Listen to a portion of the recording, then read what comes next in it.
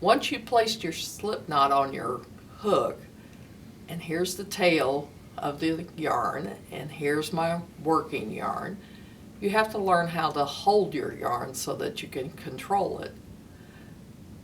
The easiest way I have found is to wind it around my pinky like this, and then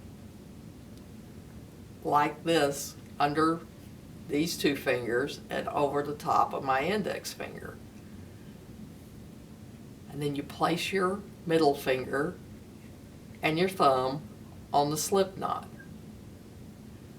Then you're ready to actually start working with this yarn that's between your index finger and the slip knot.